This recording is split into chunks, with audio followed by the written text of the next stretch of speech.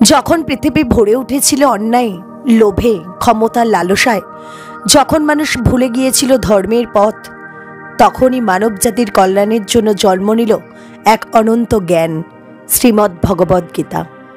গীতা কেবল একটি ধর্মগ্রন্থ নয়, এটি মানব জীবনের চিরন্তন পথপ্রদর্শক, যা শেখায় কিভাবে সংগ্রামের মাঝেও শান্তি খুঁজে পাওয়া যায়, কিভাবে কর্তব্য পথে স্থির থাকা যায়, আর কিভাবে নিজের ভেতরের ঈশ্বরকে জাগিয়ে তোলা যায়। শ্রীমদ্ ভগবদ্গীতা মহাভারতের একটি অংশ। এই গীতার উৎপত্তি হয়েছিল কুরুক্ষেত্রের যুদ্ধক্ষেত্রে, যেখানে দুটি বংশ কৌরব এবং পাণ্ডবরা মুখোমুখি হয়েছিল।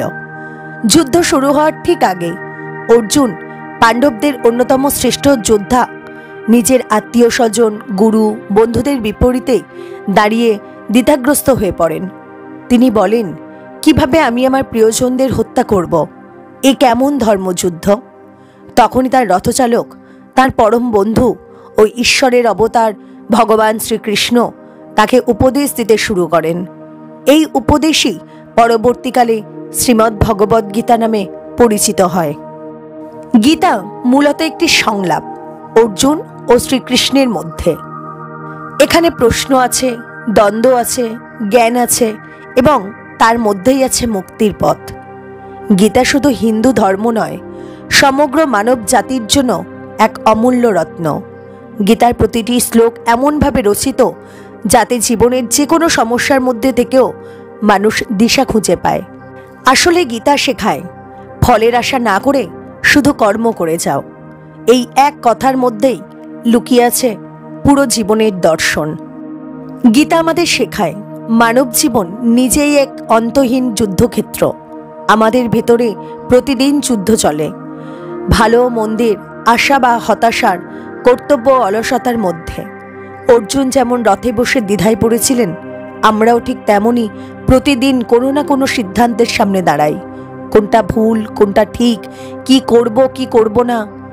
তখনই গীতার বাণী কানে ভেসে আসে, কর্মেণ্য বাধিকারস্তে মা ফলেষু কদাচন, অর্থাৎ কাজ করো কিন্তু ফলের চিন্তা করো না।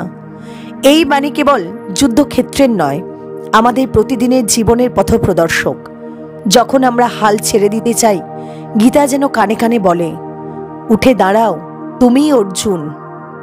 গীতার মূল উদ্দেশ্য কোনো বাহ্যিক যুদ্ধ নয়, বরং অন্তরের অন্ধকারের বিরুদ্ধে যুদ্ধ। শ্রীকৃষ্ণ অর্জুনকে যেমন বলেছিলেন, যখন মন ও বুদ্ধি বিভ্রান্ত হয় তখনই জীবনের পথ হারিয়ে যায়। তাই গীতা আমাদের মনকে নিয়ন্ত্রণ করতে শেখায়, শান্তি খুঁজে পেতে শেখায় নিজের ভেতরে। কারণ সত্যিকারের যুদ্ধ হচ্ছে নিজের দুর্বলতা, ভয় ও অজ্ঞানতার সঙ্গে। যখন আমরা নিজেদের মনের উপর জয়লাভ করি, তখনই সত্যিকারের বিজয় ঘটে। তখনই আমরা উপলব্ধি করি, জয় বা পরাজয় নয়, শান্তি আসল প্রাপ্তি। শ্রীমদ্ ভগবদ্ গীতা কেবল একটি ধর্মগ্রন্থ নয়, এটি মানব জীবনের আধ্যাত্মিক বিজ্ঞান। কৃষ্ণ কোনো এক ধর্মের উপাস্য নয়, তিনি চিরন্তন চেতনার প্রতীক, যিনি প্রতিটি যুগে প্রতিটি হৃদয়ে জন্ম নেন।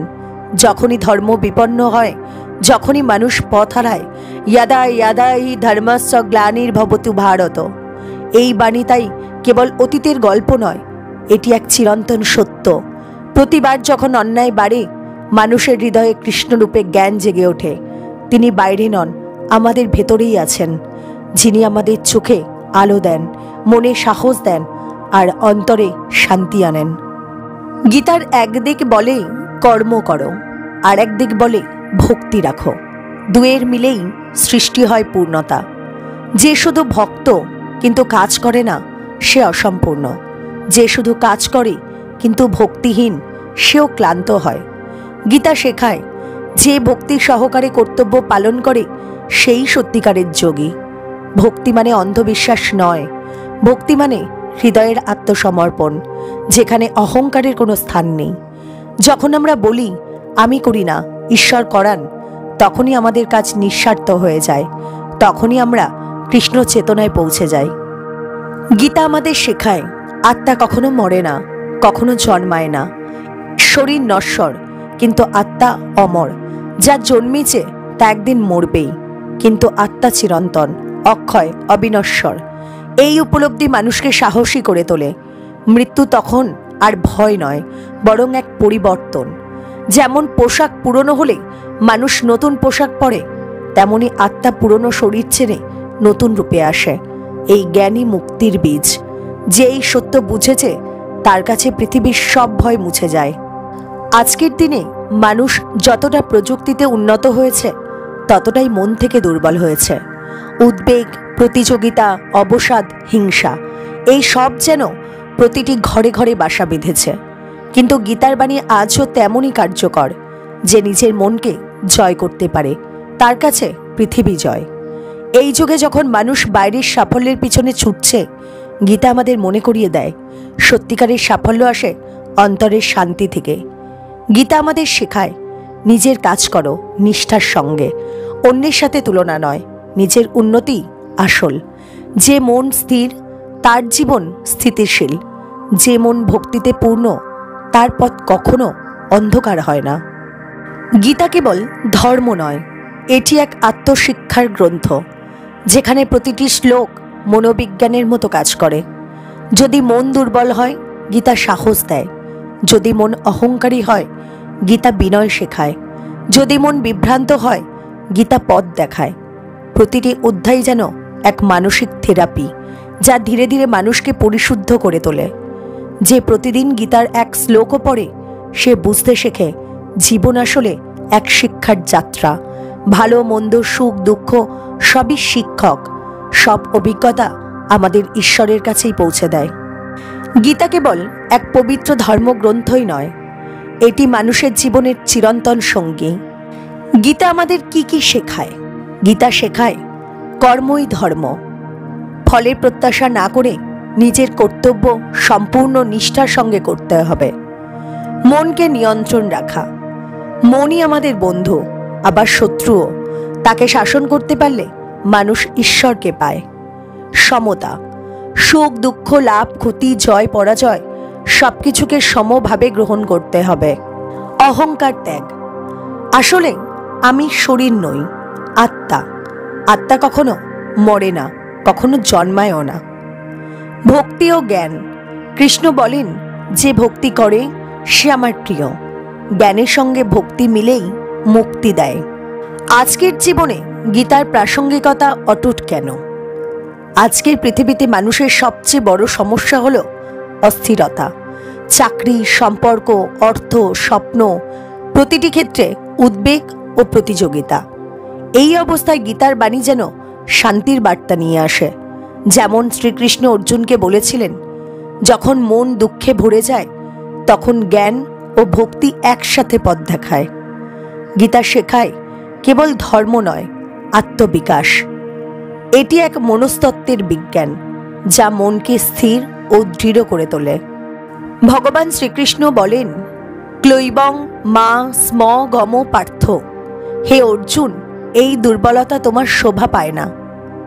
অর্থাৎ জীবনের কঠিন মুহূর্তে সাহস হারানো নয়, দৃঢ়চিত্ত হতে শেখো। এই বাণী আজও আমাদের শেখায়, পরিস্থিতি যতই কঠিন হোক, হাল ছেড়ে দিও না। কর্মণ্যে বাধিকারস্তে মা ফলেষু কদাচন। তোমার অধিকার শুধু কর্মে, ফলে নয়। অর্থাৎ ফলের চিন্তা মানুষকে দুর্বল করে। কর্তব্য পালনই আসল ধর্ম। এই বাণী আজকের কর্মজীবনের সবচেয়ে বড় শিক্ষা। বিধেয়তা সুখম। নিজেকে নিজেই উন্নত করো, নিজেকে কখনো হেয় করো না। অর্থাৎ নিজের উন্নতির চাবিকাঠি তোমার ভেতরেই আছে। এই বাণী শেখায় আত্মবিশ্বাস ও আত্মনির্ভরতা। ইয়ো ইয়ো জাং তানুং ভক্ত। যে যে দেবতাকে ভক্তি করে, আমি সেই ভক্তির ফল দিই। অর্থাৎ ঈশ্বর এক, রূপ অনেক, সব পথ এক জ্ঞানে মিশে যায়। অহং সর্বস্ব প্রভাব। আমি সমস্ত জগতের উৎস। অর্থাৎ সব সৃষ্টি, সব প্রেরণা, সব শক্তির উৎস হলেন ঈশ্বর। এই বাণী মানুষকে নম্রতা ও কৃতজ্ঞতার শিক্ষা দেয়। গীতার শেষ অধ্যায়ে শ্রীকৃষ্ণ অর্জুনকে বলেন, সর্বধর্মান পরিত্যাজ্য মামেকাং শরণং ব্রজ। অর্থাৎ সব ধর্ম ত্যাগ করে শুধু আমার আশ্রয় নাও। এই বাণী গীতার হৃদয়। এটি কোনো ধর্মীয় তত্ত্ব নয়, এটি পূর্ণ আত্মসমর্পণের শিক্ষা। যখন আমরা সমস্ত ভয়, সন্দেহ, অহংকার ছেড়ে ঈশ্বরের হাতে নিজেকে সমর্পণ করি, তখনই আমাদের অন্তরে শান্তি নামে, তখনই আমাদের জীবনের সব বোঝা হালকা হয়ে যায়। যে কুরুক্ষেত্র একসময় যুদ্ধক্ষেত্র ছিল, আজ সেই কুরুক্ষেত্রই হয়ে উঠেছে আমাদের জীবনের প্রতীক। প্রতিটি মানুষ আজ নিজের ভেতরে যুদ্ধ করছে, দ্বিধার, কর্তব্যের, বিশ্বাস আর ভয়ের, প্রেম আর অহংকারের মাঝে। যে গীতাকে পড়ে সে শুধুমাত্র ঈশ্বরকে খুঁজে পায় না, সে নিজের ভেতরেও ঈশ্বরকে চিনে ফেলে। গীতার প্রতিটি বাণী যেন জীবনের প্রতিটি সমস্যার সমাধান। বেদনা, দ্বিধা, ব্যর্থতা, ক্লান্তি সব কিছুর পরেও বলে, তুমি স্থির থাকো, কারণ তোমার ভেতরেই আছে কৃষ্ণ। গীতা শেখায় জীবন মানে যুদ্ধ নয়, জীবন মানে শিক্ষা। প্রতিটি ক্ষতি মানে নতুন শিক্ষা, প্রতিটি দুঃখ মানে নতুন জাগরণ। অর্জুনের মতো আমরাও যদি শুনতে পারি, তাহলে শ্রীকৃষ্ণের কণ্ঠ আজও আমাদের মনে কথা বলে। উঠে দাঁড়াও, সংগ্রাম করো, ভয় পেও না, আমি আছি তোমার সঙ্গে। ওং তৎসৎ ইতি শ্রীমদ্ ভগবদ্গীতাসু উপনিষৎসু ব্রহ্মবিদ্যায়াং যোগশাস্ত্রে শ্রীকৃষ্ণার্জুন সংবাদে। শান্তির পথে চলুক প্রতিটি মানুষ, কর্মে আসুক নিষ্ঠা, মনে আসুক ভক্তি, আর জীবনে আসুক জ্ঞানের আলো। এই হলো শ্রীমদ্ ভগবদ্গীতার প্রকৃত বার্তা, চিরন্তন, সার্বজনীন এবং মুক্তির পথ। ওং শান্তি, ওং শান্তি, ওং শান্তি।